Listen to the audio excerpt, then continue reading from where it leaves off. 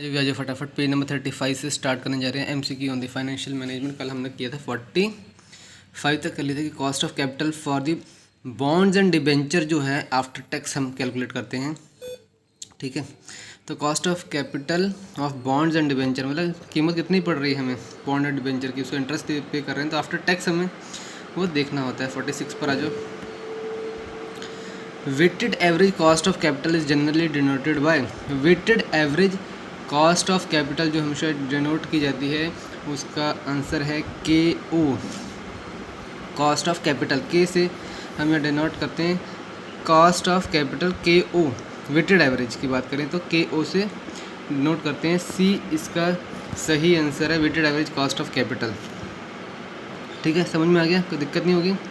के सी मत कर देना कि के से कॉस्ट ऑफ कैपिटल नहीं, के ओ है कॉस्ट ऑफ कैपिटल, के ओ याद रहेगा। सी ओ से के ओ याद रख लो, सी ओ के ओ याद रहेगा। चलो आ गया जो 47। Which of the following cost of capital required tax adjustment किस में चाहिए होता है। अब ये बताना आपको which of the following 47 question है। Which of the following cost of capital require tax adjustment. तो हमेशा ध्यान रखना टैक्स की एडजस्टमेंट हमेशा डिबेंचर के केस में होती है। किस में होती है? डिबेंचर। इक्विटी वगैरह में क्या होता है वहाँ पर सिक्योरिटी ट्रांजैक्शन टैक्स सीधे सीधे लग जाता है, टैक्स वहीं एडजस्टमेंट वहीं जाती है। कॉस्ट ऑफ कैपिटल जब निकालते हैं टैक्स एडजस्टमेंट जो करनी पड़ती है वो करनी पड़ती है डिबेंचर के केस में। डिबेंचर में डेट उधार लिया आपने, इंटरेस्ट पे करते हैं तो उसमें टैक्स की एडजस्टमेंट करनी पड़ती है। आफ्टर टैक्स हम देखते हैं कितना हमें आफ्टर टैक्स, तो अभी नेट नहीं आ रहा है मेरे पास तो, लेकिन इसका जो आंसर होगा डिबेंचर ही होगा। आफ्टर टैक्स ही हम पेमेंट करते हैं इंटरेस्ट का। चलो आगे चलो। 48।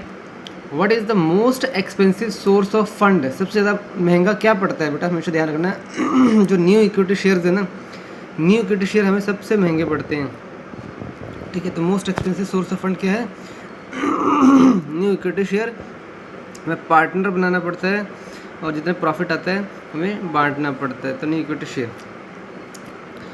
40। अब लोग इसमें प्रेफरेंस शेयर क्यों नहीं है? उधार तो नहीं है, उसमें इंटरेस्ट पे करते रहते हैं। प्रेफरेंस शेयर क्यों नहीं है? New preference share basically already जो हमारे इक्विटी होल्डर है उनको ही हम देते हैं, कम रेट पे दे देते हैं। नहीं सॉरी, कम रेट पर नहीं, प्रेफर करते हैं हमको कि बेटा आपको प्रेफरेंस दी जाती है कि आप इसे खरीद लो ज़्यादा फंड के लिए। तो actually basically preference share these are just type of equity share, but when the debenture ही कहते हैं ना उसको, उनको जो प्रॉफिट शेयर करना होता है हमेशा डिविडेंड कहते हैं, डिविडेंड, ये भूल जाता हूँ हमेशा। डिबेंचर तो डेट हम जो लेते हैं उसकी बात हो रही है, डिविडेंड की बात हो रही है। हाँ, what is the most expensive source of fund, वो हमारा रहता है न्यू इक्विटी शेयर के केस में रहता है। ठीक है, तो ये देखिए प्रेफरेंस शेयर को सिर्फ बेनिफिट मिलता है लेकिन उनके लिए कॉस्ट सस्ती नहीं होती है। प्रेफरेंस शेयर जो होती हैं वो हायर प्राइस टैग के साथ आते हैं और एक्सेसिबल होते हैं, मीडियम टू लार्ज इन्वेस्टर के लिए एप्लीकेबल होते हैं। ठीक है, क्योंकि इनका प्राइस ज़्यादा होता है, लेकिन सेम उससे कम प्राइस पर हमें क्या मिला होता है? इक्विटी, और उनको शेयर हमें बांटना पड़ता है। डिविडेंड हम दोनों को बराबर ही दे रहे हैं, लेकिन ये दे रहे हैं कि पहले इक्विटी शेयर होल्डर पहले प्रेफरेंस शेयर होल्डर को दे रहे हैं, उसके बाद हम इक्विटी शेयर होल्डर को डिविडेंड देंगे, बस इतना ही डिफरेंस है। इसलिए सबसे महंगा हमें क्या पड़ेगा? इक्विटी शेयर होल्डर जो होते हैं वो सबसे महंगे पड़ते हैं, वो बोले न्यू वाले। ठीक है, तो क्योंकि हम फंड जुटा रहे हैं, हम कंपनी की तरफ से सोचो, हम कंपनी की तरफ से सोचें तो most expensive source of fund हमें न्यू इक्विटी शेयर पड़ेंगे और न्यू प्रेफरेंस शेयर हमें मतलब हम महंगे दाम पे बेच रहे हैं उनको। ठीक है, हमें सोर्स ज़्यादा, फंड ज़्यादा मिल रहे हैं। तो अगर हम कस्टमर पॉइंट ऑफ व्यू से सोचेंगे, ठीक है, अगर कस्टमर पॉइंट ऑफ व्यू से सोचेंगे तो न्यू इक्विटी शेयर हमें सस्ते पड़ रहे हैं और प्रेफरेंस शेयर हमें महंगे पड़ रहे हैं। ठीक है, लेकिन मैं कंपनी की तरफ से सोचूंगा तो न्यू इक्विटी शेयर मुझे महंगे पड़ेंगे। क्यों महंगे पड़ेंगे? क्योंकि मैं उसे कम दाम पर 10 रुपये का मुझे उसे 100 रुपये देना पड़ेगा। मालूम मेरे प्रॉफिट बढ़ के हो गया और मैं सबको 100 रुपये बांटना पड़ रहा है मुझे डिविडेंड, तो 10 का मुझे 100 बांटना पड़ेगा। प्रेफरेंस शेयर मैंने 50 का ही बेचा था, महंगा ही बेचा था, तो मुझे 50 का 100 देने पड़ेंगे। लेकिन हाँ, पहले 50 जिसने 50 रुपये में ख़रीदा है प्रेफरेंस शेयर, पहले मैं उसको 100 रुपये पे करूँगा, उसके बाद जो बचेगा फिर मैं उसको 100 रुपये बाकी शेयर होल्डर को बांटूंगा। समझ के बाद तो most expensive source of fund new equity share पढ़ते हैं हमें, इसका ध्यान दे देना। आगे आ जाओ जरा 49 पर। Marginal cost of capital is the cost of margin ये हमेशा ध्यान देना, जब भी एडिशनल फंड की बात होती है capital is the cost of additional fund. ठीक है, एडिशनल फंड की कॉस्ट जो होती है वो होती है marginal cost of capital. Capital मतलब फंड की बात हो रही है, सेल की बात नहीं हो रही, कैपिटल मतलब फंड की बात हो रही है, तो एडिशनल फंड की बात हो रही है। 50 आ जाओ। In case of firm is all equity financed. ठीक है, इक्विटी फाइनेंस्ड ये पूरा का पूरा, तो weighted average cost of capital would be equal to weighted average cost of capital. क्या होगा उस केस में? बेसिकली उस केस में कॉस्ट ऑफ इक्विटी ही, क्योंकि पूरा इक्विटी से बना है तो इक्विटी ही उसका कॉस्ट ऑफ कैपिटल होगा। Generally weighted average cost of capital क्या होता है? इज इक्वल टू, देखो ये है weighted average cost of capital का formula, E by V into K E plus D by V into K D into 1 minus tax rate in bracket. तो इसको सबसे टर्म जो है वो क्या क्या हैं? ई है market value of the equity, V है total market value of the equity and debt. ठीक है, और के ई है कॉस्ट ऑफ इक्विटी और के डी है कॉस्ट ऑफ डेप्ट। तो इक्विटी और डेप्ट दोनों की बातें आती हैं, और टैक्स रेट मतलब कॉर्पोरेट टैक्स रेट। ठीक है, तो यहाँ पर देखो इक्विटी और total market value of equity and debt, जब सिर्फ इक्विटी ही है तो 1 हो जाएगा, into K E cost of equity आ जाएगी। ठीक है, 1 into cost of equity plus D by V, D is the market value debt. जब हमने बोल दिया 0 है तो ये पूरा फैक्टरी 0 बन गया। ठीक है, debt divided by total market value equity and debt, उसमें डेट का परसेंटेज ले रहे हैं यहाँ पर, ये इक्विटी का परसेंटेज और ये डेट का परसेंटेज। तो हमने कहा था कि cost of capital basically equity और डेट से हम कर रहे हैं, तो इक्विटी पहला और दूसरा डेट है। ठीक है, यहाँ पर लास्ट में 1 माइनस टैक्स रेट भी आ रहा है, क्योंकि यहाँ पर जब भी डिबेंचर की बात आती है तो टैक्स की बात आती है, डिबेंचर की बात आती है टैक्स की बात आएगी, तो 1 माइनस टैक्स रेट की बात आएगी, कॉर्पोरेट टैक्स रेट। तो ई बाई वी यानी E total value of the equity and debt, percentage of equity निकाल रहे हैं, यहाँ परसेंटेज ऑफ डेट निकाल रहे हैं। समझ, कोई दिक्कत नहीं इसमें। कितना इक्विटी मतलब मान लो 100 हमने टोटल हमने कैपिटल जुटाया था, उसमें से 30 इक्विटी से है और 70 डेट से मान लो, तो 30 कैसे निकालेंगे? 30/100 और यहाँ पर 70/100, तो ये फ्रैक्शन में आ जाएगा। 30/100 हिस्सा जो है, 30/100 हिस्सा किसका है? इक्विटी का है, और ये 70/100 हिस्सा डेट का है। ठीक है, तो एग्जाम्पल ले रहा मैं, ये परसेंटेज है इंटू यहाँ पर के ई एज कॉस्ट ऑफ इक्विटी कितनी है। ठीक है, इसका रेशो में आ गया, इतना रेशो मतलब इतना पार्ट। ठीक है, कितना पार्ट है? मान लो अभी हमने बात किया, मान लो 30/70 पार्ट है, 3/7 पार्ट है, तो इंटू टोटल कर देंगे तो उतना हिस्सा कॉस्ट ऑफ कैपिटल जो है वो इक्विटी का आ जाएगा। ठीक है, कॉस्ट ऑफ इक्विटी। उसी तरह से डेट के लिए के डी है कॉस्ट ऑफ डेट, लेकिन साथ में इंटरेस्ट रेट लगाना, 1 माइनस टैक्स रेट लगाना पड़ेगा। तो ये इस तरह से weighted average cost of capital आता है। ठीक है, अगर ये 0 ही हो गया तो क्या बचा? ये टोटल नीचे भी वी है 1, तो कॉस्ट ऑफ कैपिटल ही बचा, कॉस्ट ऑफ इक्विटी बचा। तो weighted average cost of capital जो उस केस में कॉस्ट ऑफ इक्विटी बन जाएगा। तो in case of firm is all equity finance, the weighted average cost of capital कितना बन जाएगा? कॉस्ट ऑफ इक्विटी बन जाएगा। 50 का बी आंसर आ जाएगा।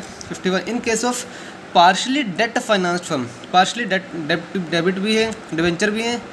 ठीक है, तो के ओ इज़ लेस देन, के ओ हमने बात किया था कॉस्ट ऑफ कैपिटल की बात की थी, तो cost of capital is less than, उस केस में क्या होगा? के डी के ई बोथ ए एंड बी, या फिर नन ऑफ दी अबव। तो के डी और के ई क्या होता है और के ओ क्या होता है पहले पता होना चाहिए हमें। तो अभी बात कर रहे थे के ओ की। के ओ होता है कॉस्ट ऑफ कैपिटल, लेकिन weighted average weighted average cost of capital होता है ये K O. K O cost of capital लेकिन वेटेड एवरेज। और ये कैसे कैलकुलेट करते हैं? ये देखो, cost of debt plus cost of equity की बात की थी, रेशो निकाल लेते हैं कितना परसेंटेज है। तो इसका कितना पार्ट है? D divided by D plus S. D क्या है?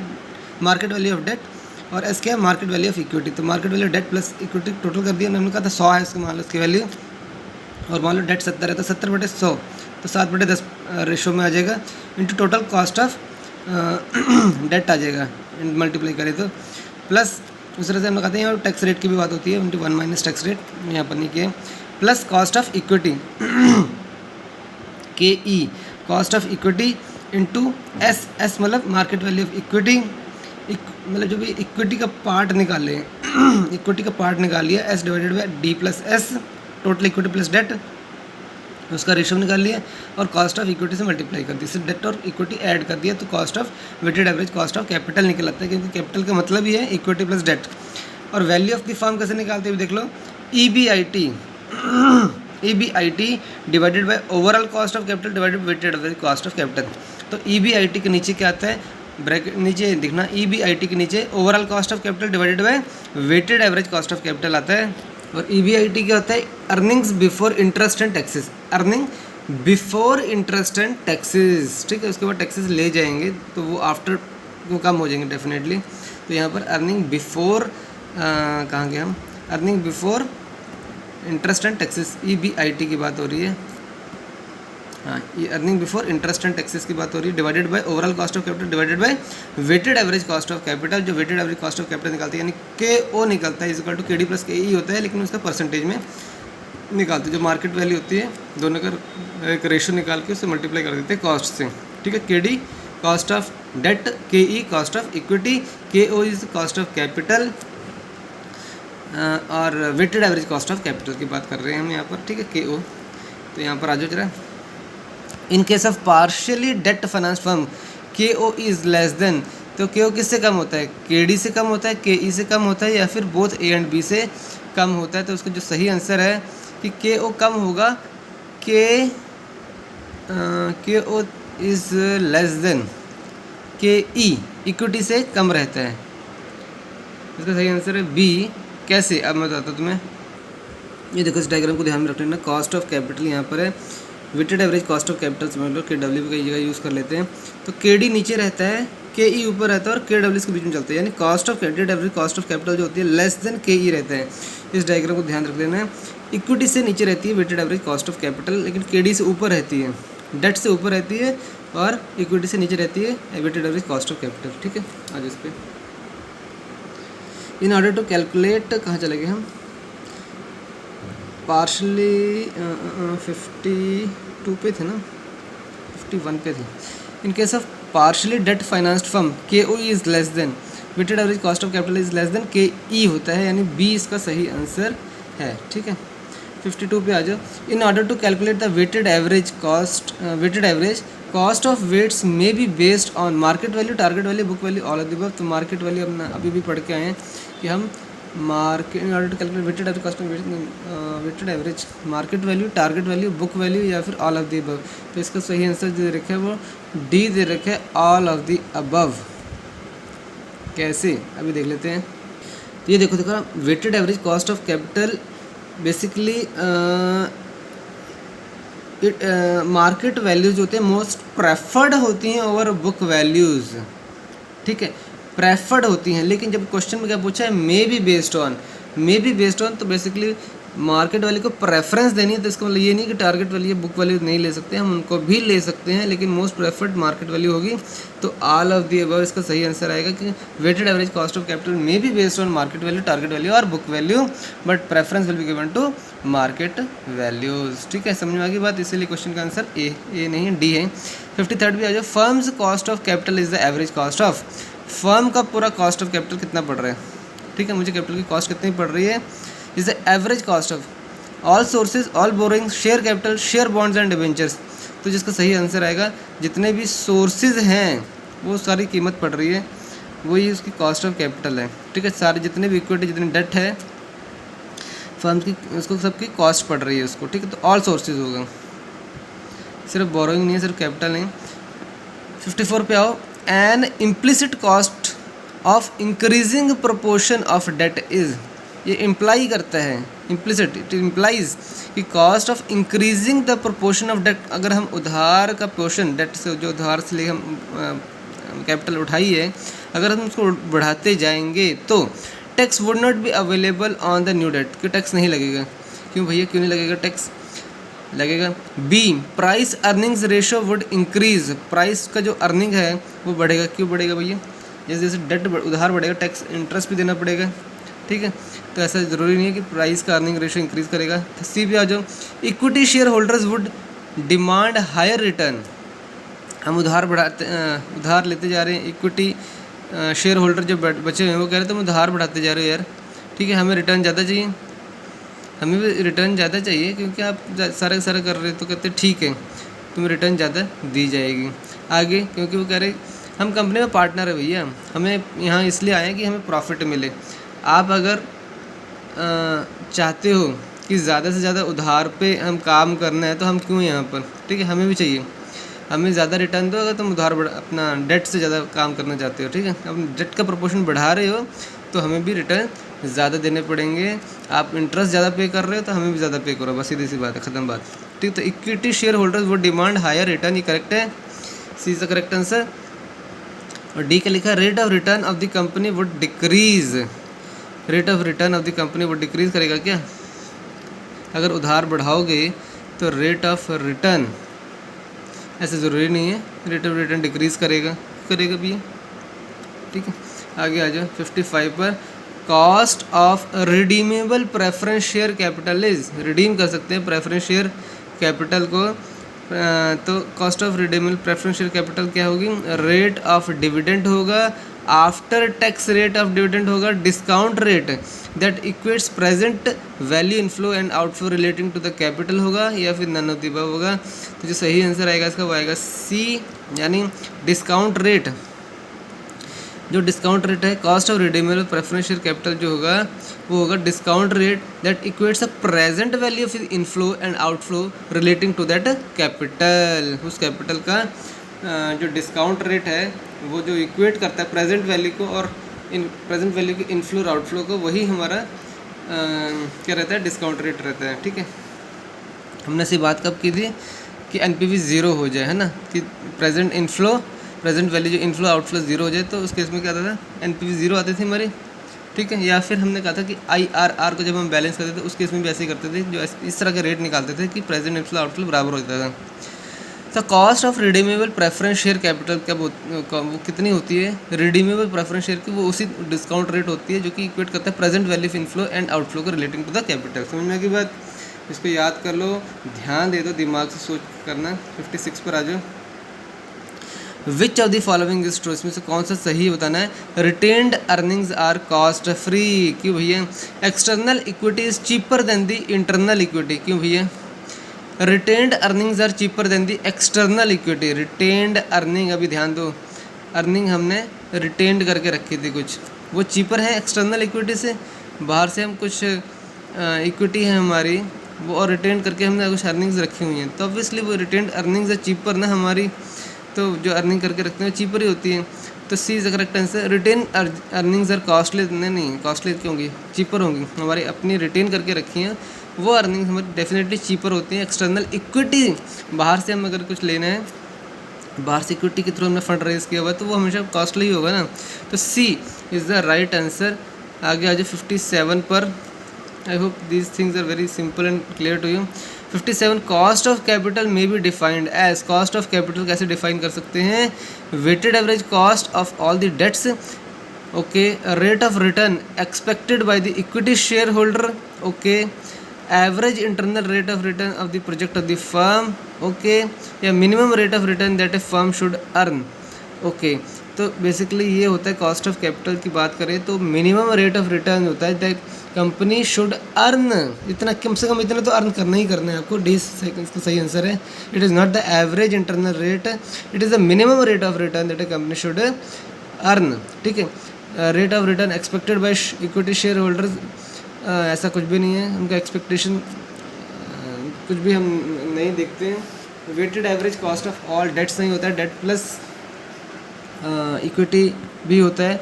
Minimum rate of return that a firm should earn, इतना तो होता है भी, मिनिमम कम से कम इतना करना ही पड़ेगा, वो कॉस्ट ऑफ कैपिटल हमारी डिफाइन होती है इसमें, ठीक है, याद रहेगा ये। Minimum cost of rate of return that a firm should earn, वही हमारी क्या होती है? कॉस्ट ऑफ कैपिटल डेफिनेशन वही है। 58 पे आ जाओ। Minimum rate of return that a firm must earn in order to satisfy its investors is also known as, क्या कहते हैं इसको? इसको कहते हैं weighted average cost of capital. क्या कहते हैं? Weighted average cost of capital. इतना तो भैया आपको रिटर्न लाना ही पड़ेगा। 20 का correct answer weighted average cost of capital. 59 पे आ जाओ। Cost of capital for equity share of the capital does not imply, अब ध्यान दो, cost of capital of for equity part की बात कर रहे हैं, equity share of the capital does not imply that market price is equal to the book value of the share, share holders are ready to subscribe to right shares, right issues, या फिर C market price is more than the issue price, या फिर D A and C above, ठीक है। तो cost of capital for the equity share of the capital does not imply कि market price is equal to the, हाँ ठीक है, correct है कि ये इम्प्लाई थोड़ी करता है, इससे बिल्कुल ये इम्प्लाई नहीं करता है कि market price is equal to the book value, क्योंकि मार्केट प्राइस जनरली क्या होता है, मार्केट प्राइस और बुक वैल्यू में डिफरेंस होते ही होते हैं, मार्केट प्राइस वेरी क्लोज, तो मोस्ट एक्यूरेट वही होते हैं। और share holders are ready to subscribe to right issues, cost of capital does not, कैसे शेयर होल्डर्स आर, तो भूल जो कि वो किसी चीज़ के लिए रेडी होंगे, share holders are ready to cost of capital does not imply कि share holders are ready to subscribe to right share, नहीं।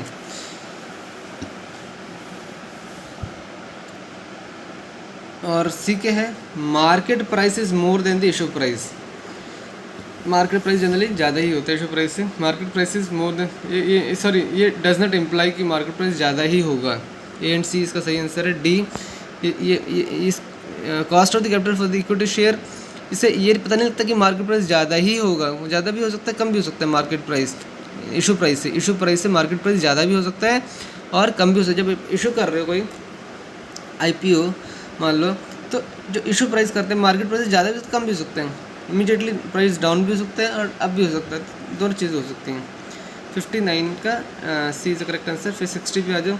इन order to calculate the proportion of equity, in order to calculate the proportion of equity financing कर रहे हैं हम, used by the company the following should be used, authorise share capital, equity share capital plus reserve equity share capital plus preference share capital, equity share capital plus long term डेब्ट। तो जो सही answer आएगा वो आएगा equity share capital plus reserves की बात करते हैं हम, हमेशा ध्यान रखना, equity share capital plus reserves की बात करते हैं in order to calculate the proportion of equity financing used by the company. तो equity share capital plus reserves की बात करेंगे, डेट की बात नहीं है, हम सिर्फ यहाँ पर हम बात करेंगे इक्विटी फाइनेंसिंग की बात कर रहे हैं, तो डेट की बात तो भूल जो हम, तो डिबेंचर्स की बात आ जाएगी। प्रेफरेंस शेयर की बात कभी नहीं करते हैं, वो बाद की बात होती है, ठीक है। तो equity share capital plus reserve की हम बात करते हैं, ठीक है। तो आ जाओ 61 पर आ जाओ। ये ख़त्म हो गए यहाँ पे चैप्टर 4, चैप्टर 5 हम शुरू करेंगे नेक्स्ट पार्ट में, पेज नंबर 38 से स्टार्ट करेंगे, 37 तक हमने कंप्लीट कर लिया। Okay done.